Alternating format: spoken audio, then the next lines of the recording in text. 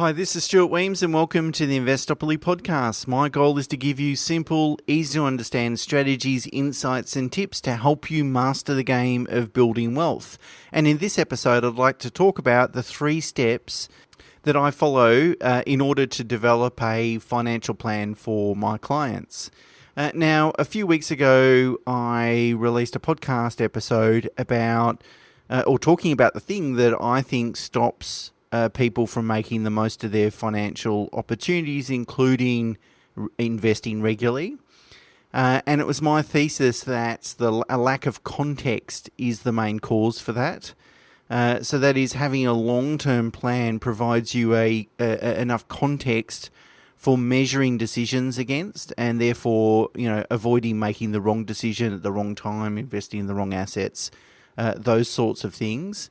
Look, it's very difficult to really work out what investments you should make and when if you don't know where you're heading and how to get there. I mean, again, the analogy that I used in that podcast episode was like going and asking someone for directions, but without disclosing your destination. It's just impossible for people to give directions in that case. So a financial plan will really give you, a long-term financial strategy will really give you that context for measuring those decisions.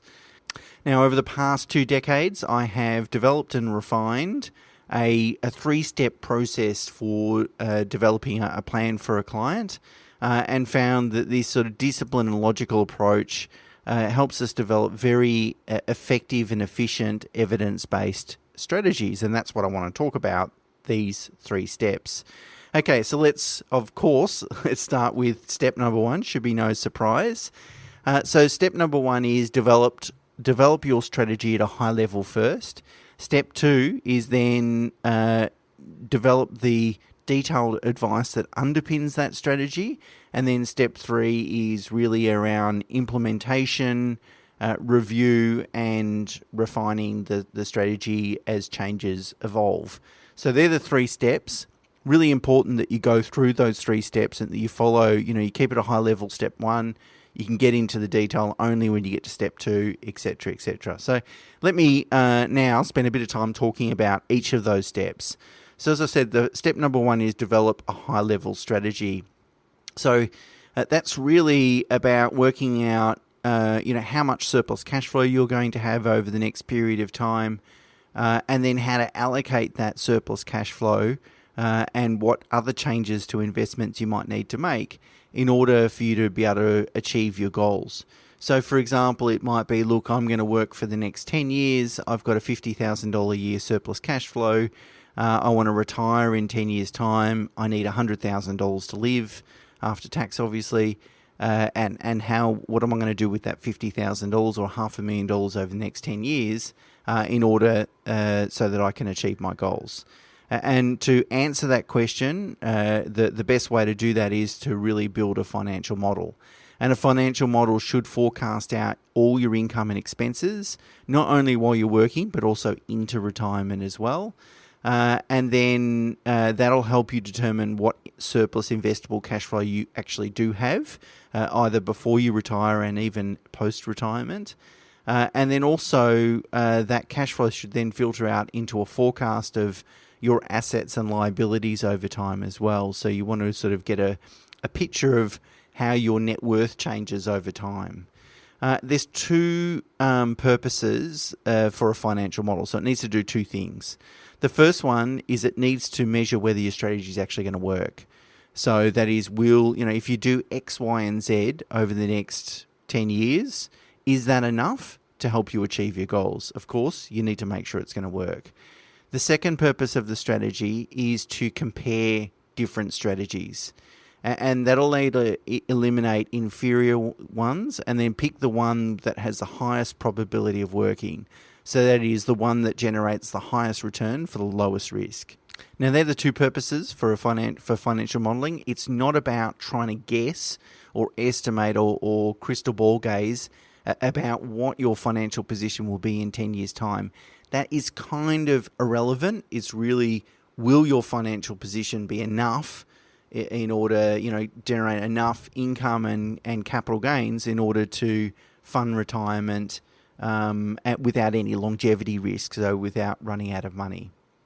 Now, it's true that financial modelling, to financial model a client strategy is sort of part art, part science. The science bit is the Excel skills and the technical skills and the tax and investment knowledge and so forth. That you can, I was going to say easily replicate, probably not that easy, but you can replicate it. The art bit is the experience of developing hundreds, thousands of strategies over a long period of time allows you to work out what strategies are going to work best in what scenarios and what circumstances, and also what risks to avoid as well.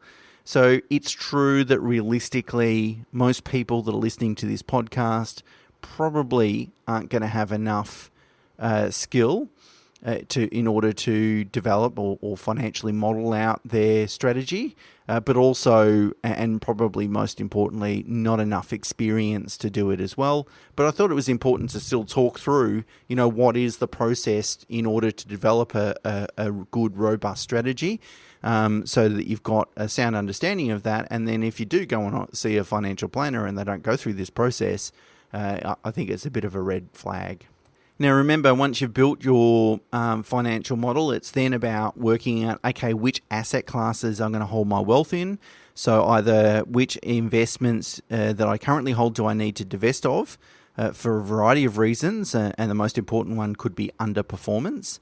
And then where am I going to reallocate those assets? I believe that most people would be well served by investing in various asset classes. So property, some shares, hold some shares inside super, outside super, maybe even commercial property, which I've recorded a couple of episodes about in February, I think, on this podcast.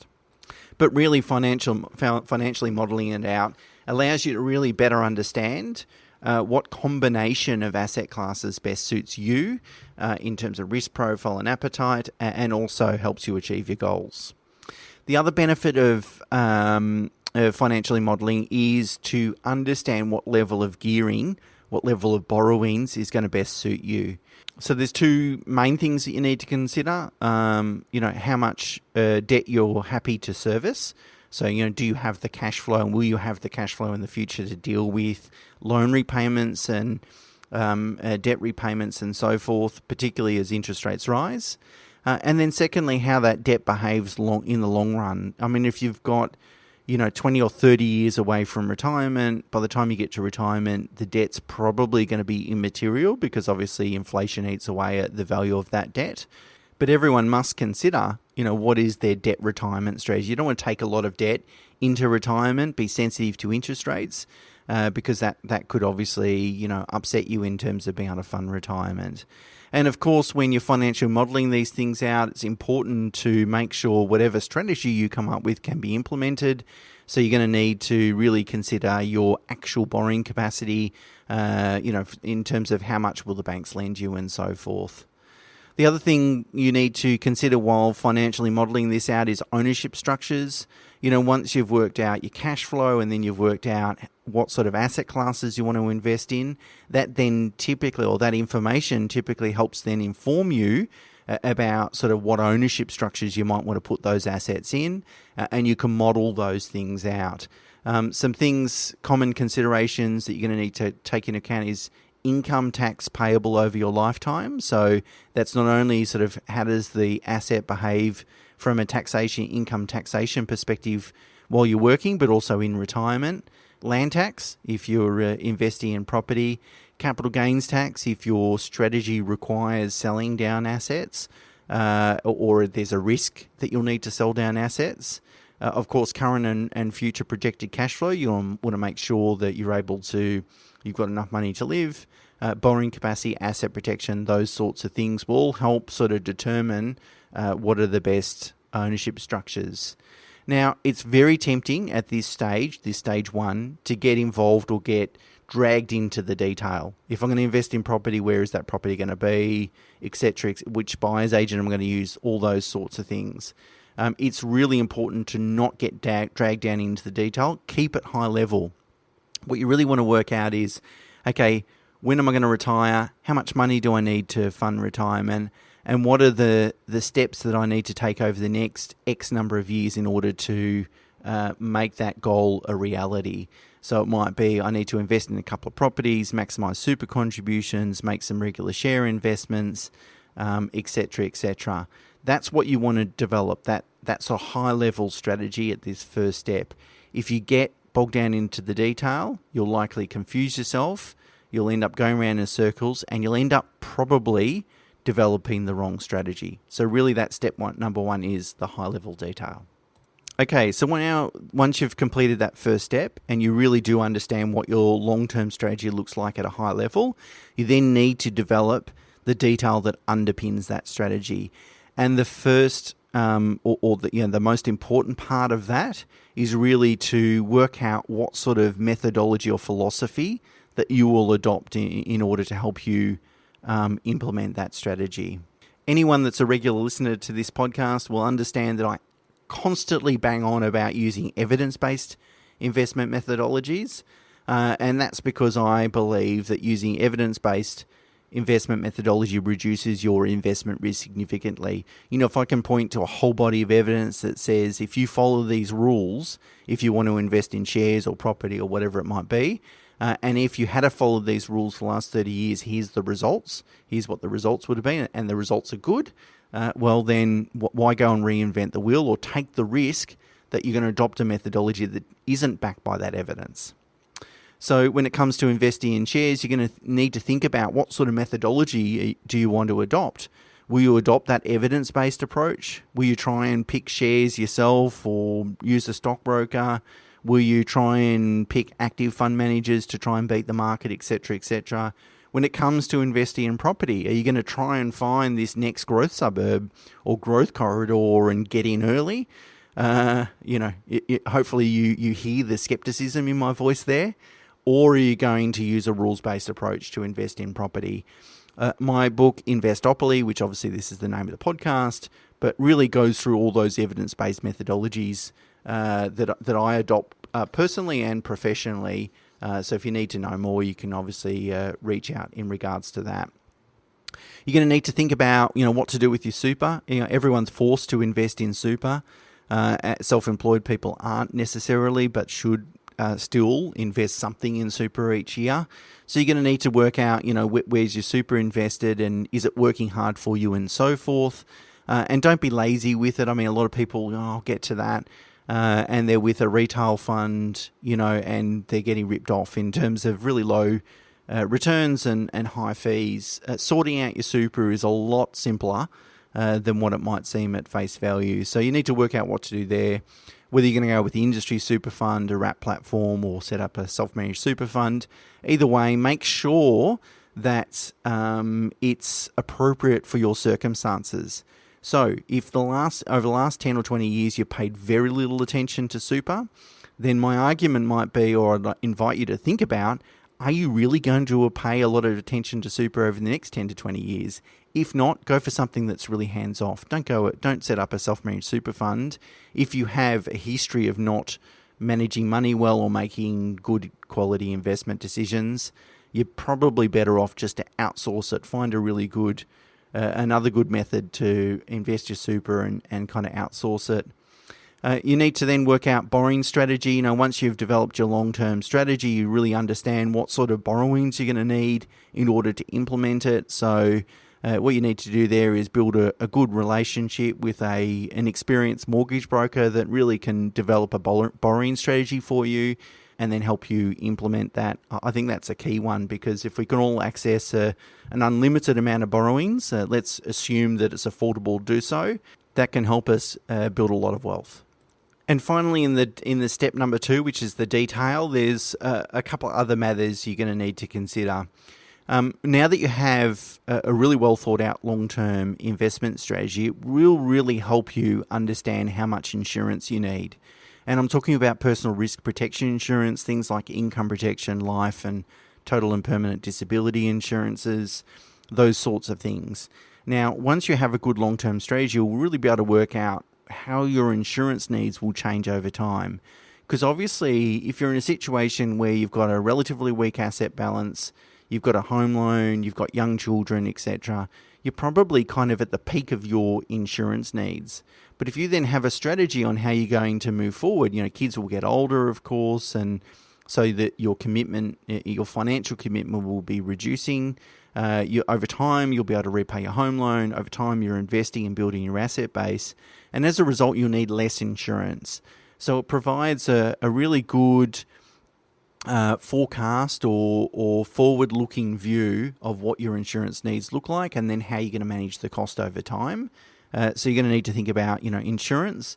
And one of the things in an investment strategy is one of the key assumptions is that the clients will generate a certain level of income for a certain time.